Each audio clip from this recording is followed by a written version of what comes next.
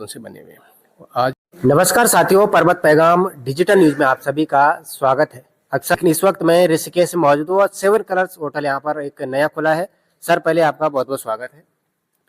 जी sir, मेरा नाम सुरेंद्र रावत है और मैं प्रताप नगर क्षेत्र से हूँ। मेरा गांव का नाम है हिरवाल गांव, इसे मुखिम में आता है और हम लोग कार्यरत हैं गुजरात में।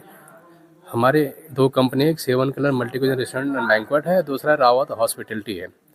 और हम लोग जो लोकेटेड है सूरत में है, नौसारी है, वलसाड़ में है, गुजरात में हम लोग बेस है।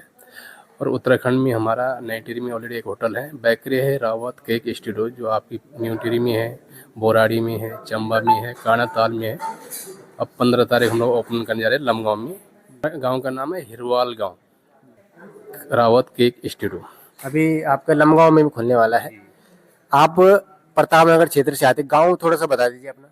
हमारा जो मुखिम के पास में आता है, उपले रमोली बोलते हैं, ग्राम सौ हिरवाल गाँव उपले रमोली, ठीक है जी। और ऋषिकेश भी हमने होटल खोला, seven colour multi cuisine restaurant banquet. यहाँ पे सारी सुविधा है, रूम है, बैंक्वेट है, रेस्टोरेंट्स है, प्राइवेट डाइनिंग हॉल है और स्विमिंग पूल एरिया है। तो आप कभी भी आ जा सकते हैं, यहाँ पे इसका आनंद ले सकते हैं। ये जगह है घुमाने वाला बोलते हैं इसको, जो हरिद्वार ऋषिकेश देहरादून के बीच में आता है, माध्यम में है ये। तो डिस्ट्रिक्ट बेसिकली देहरादून पड़ता है, लेकिन माध्यम में ऋषिकेश में काउंट किया जाता है। वो आने वाले समय में हम लोग और भी होटल खोलने वाले हैं।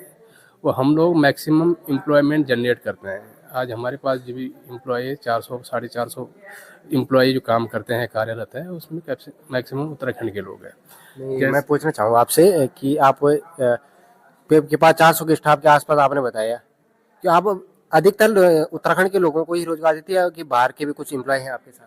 बेसिकली क्या होता है, देखो उत्तराखंड के जो लोग हैं ना, दो क्षेत्र में बंटे हुए। एक तो जो मैक्सिमम जाता आर्मी में जाता, उसके बाद सेकंड ऑप्शन उनका होटल इंडस्ट्री चूज करते हैं।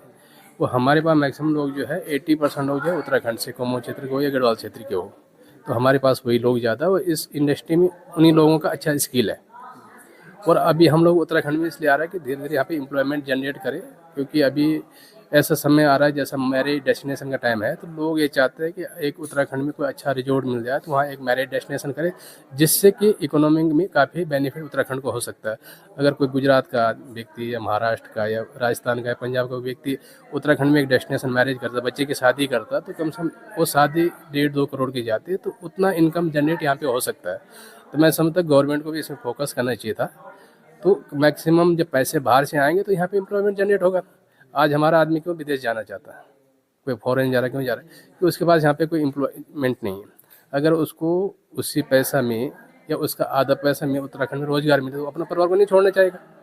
आज व्यक्ति यहाँ से बॉम्बे, दिल्ली, हमको क्यों जाना पड़ा कि हमको यहाँ पे रोजगार नहीं मिला। तो हम ये चाहते हैं कि उत्तराखंड में रोजगार, एम्प्लॉयमेंट जनरेट करे, लोगों को यहाँ पे रोजगार मिले। और उसके लिए उत्तराखंड बहुत अच्छा है हॉस्पिटल इंडस्ट्री के लिए, क्योंकि टूरिस्ट पैलेस है, लोग यहाँ घूमने फिरने आएंगे। यहाँ तो कोई इंडस्ट्री तो बना नहीं सकते। तो हम लोगों को रुझान इसी में, वो इसी को इंडस्ट्री में काम करा। हमारा फोकस ये है कि मैक्सिमम उत्तराखंड में एम्प्लॉयमेंट जनरेट करें, मैरिज डेस्टिनेशन लाए, टूरिस्ट पैलेस को प्रमोट करे। उसमें गवर्नमेंट को साथ देना चाहिए। हम ऐसे व्यक्ति से बात कर रहे हैं जो जिन्होंने अपना पहाड़ नहीं छोड़ा। जरूर अब जैसे बताया कि भाई जॉब करने के लिए बाहर तो हर किसी को जाने पड़ता है, गढ़वाल में तो है ही, क्योंकि रोजगार का कोई साधन नहीं है। लेकिन जो आपने ये बिजनेस शुरू किया है हॉस्पिटैलिटी का, कितने साल पहले शुरू किया? ये बिजनेस पहले मैं जॉब करता था। मैंने बिजनेस स्टार्ट किया कोविड-19 सेकेंड लॉकडाउन में।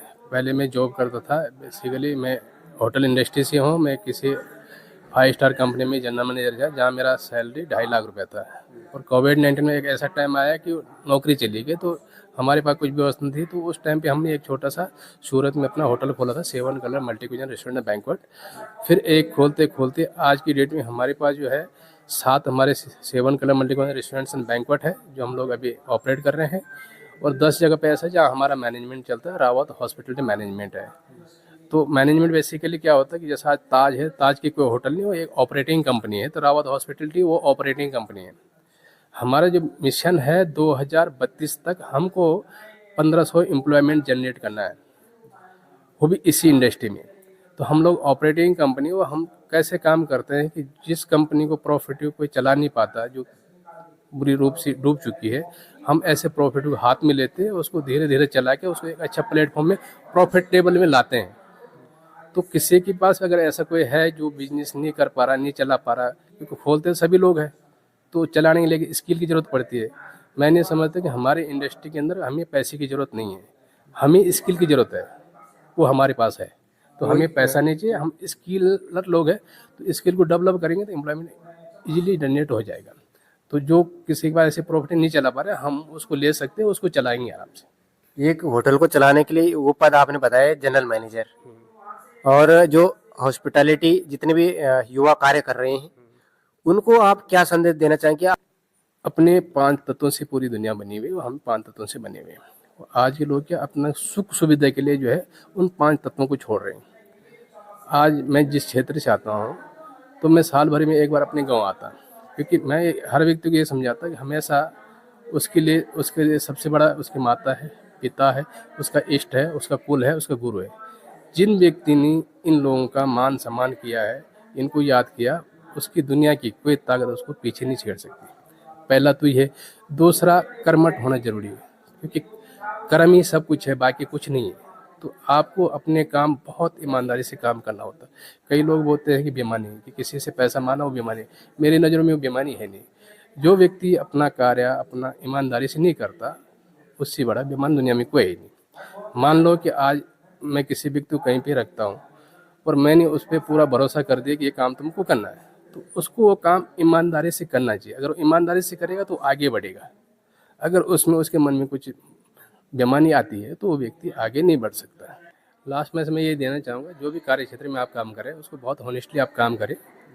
आप कहीं भटके नहीं, आपकी जो दिशा है पहले अपना विजन बहुत क्लियर कर दीजिए। कार्य कोई छोटा नहीं होता। अगर मुझे आज झाड़ू मारना, तो मैं वो झाड़ू इस हिसाब से मारूँ कि वहाँ मेरे 4 व्यक्ति खड़े हो, तो वो मुझे अप्रिशिएट करना चाहिए, ना कि मैं ऐसा मारूँ कि मुझे 4 व्यक्ति को गाली देनी चाहिए। तो जो भी कार्य क्षेत्र है, उस कार्य क्षेत्र को आप बहुत हॉनेस्टली करें, और अपनी भूमि को मत छोड़ें।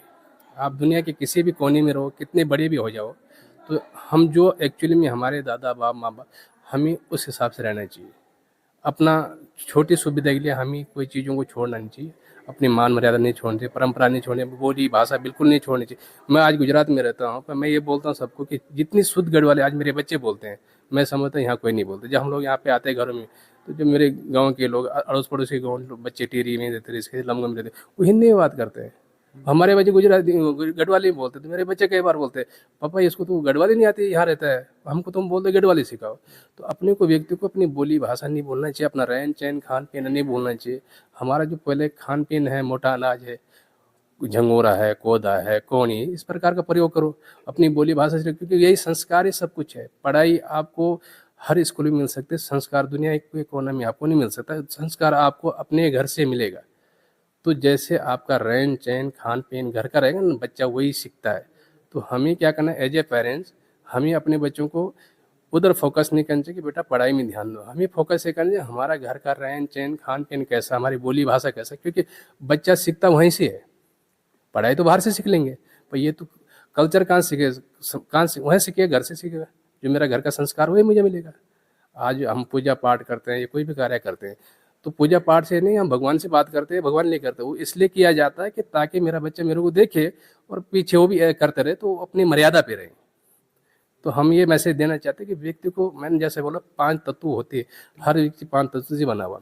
आज हो क्या रहा है कि लोग अपने इष्ट को नहीं पूछते, कहीं दूसरी जगह जा रहे हैं, अपने कुल को नहीं पूछते, तो उसे आज मेरे बारे में कौन सबसे ज़्यादा कौन जानता होगा? मेरे माता पिता जानते होंगे, या मेरा इष्ट जानता होगा, या मेरा कुल जानता होगा। उससे ज़्यादा तो मेरे बारे में कोई नहीं जानता है।